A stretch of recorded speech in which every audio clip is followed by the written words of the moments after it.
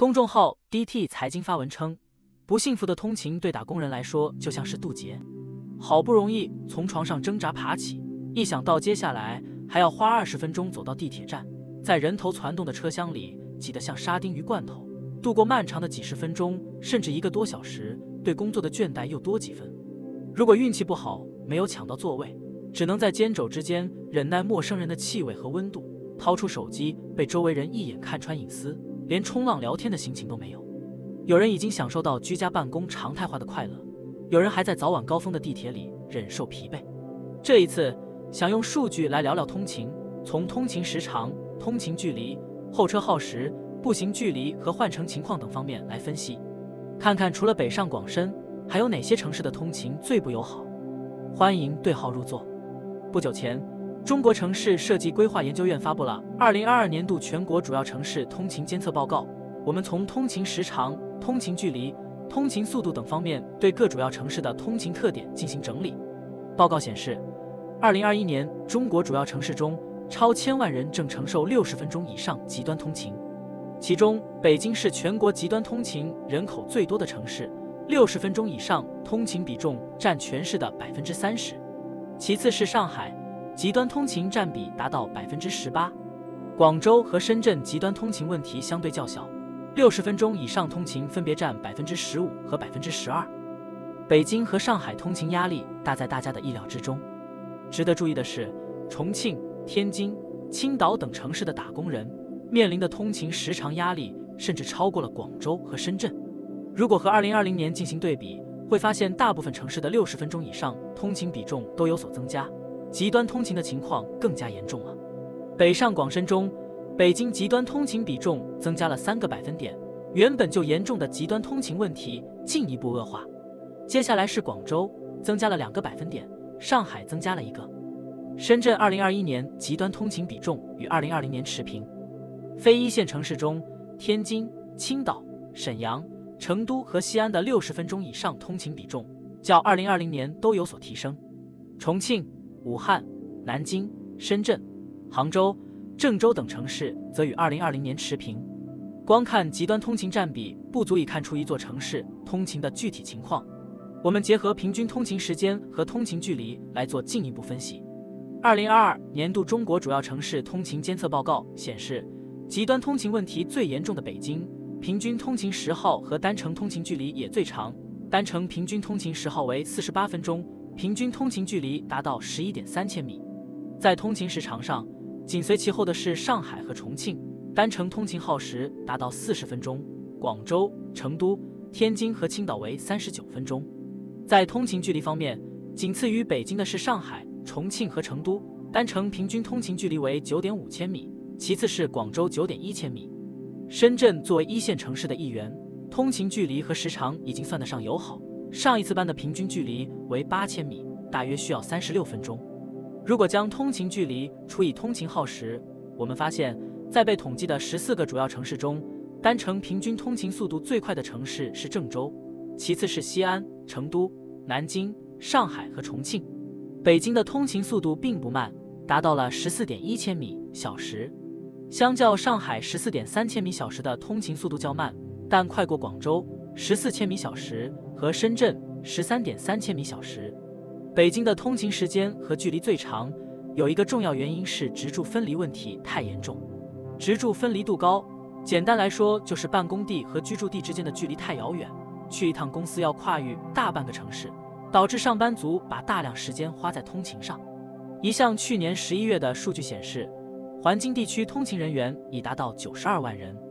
家住通州，工作地点在西二旗的人不在少数，更别说那些住在河北燕郊，每天跨省上班的打工人。数据显示，2021年中国主要城市中，北京的职住分离度最高，达到了6.6千米。同为一线城市的上海和广州分别只有3.9千米和3.8千米，深圳更低，只有2.5千米。值得注意的是，青岛、成都、郑州、西安、重庆等城市的职住分离度尽管比北京低，但高于上海等其他城市。看来在这些地方实现通勤自由同样任重而道远。除了时间和距离，还有很多因素影响着一段通勤的质量。我们参考高德地图发布的2022年 Q2 中国主要城市交通分析报告，从等车时长、步行距离和换乘次数的维度对城市通勤进行分析。报告显示，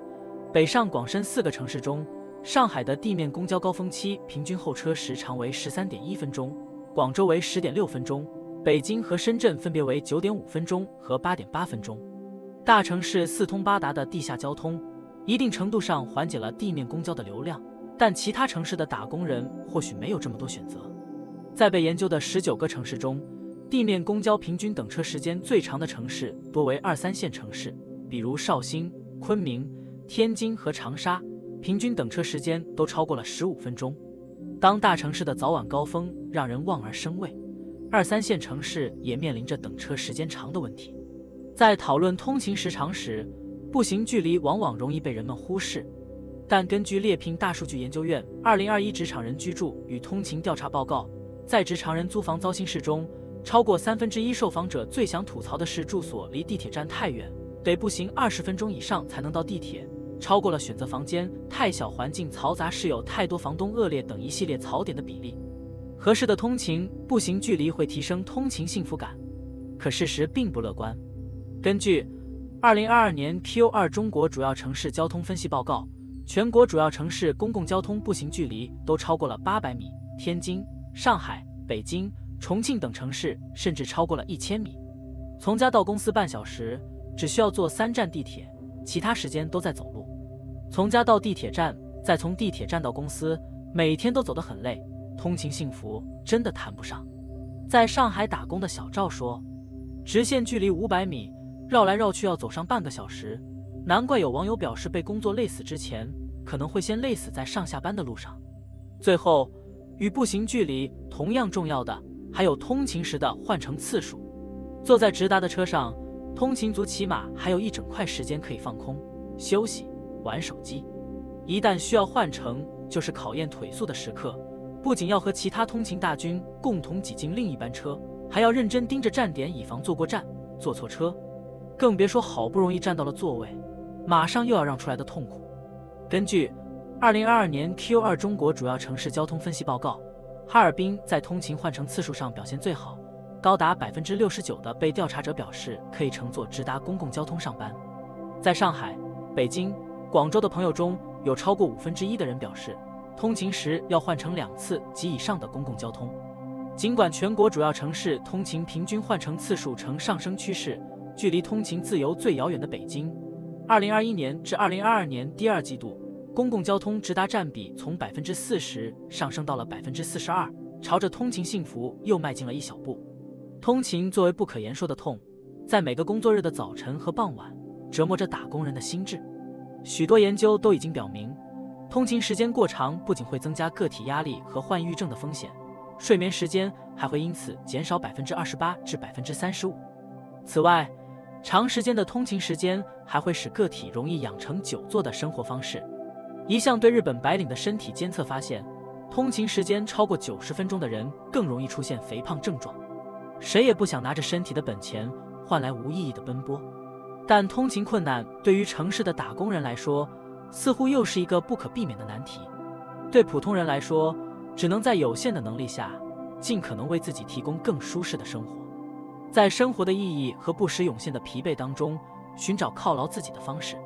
或者是狠狠心花钱租一个距离公司近的房子，实现通勤自由，或者是用通勤时间节省租房开支，在存款中获得满足感，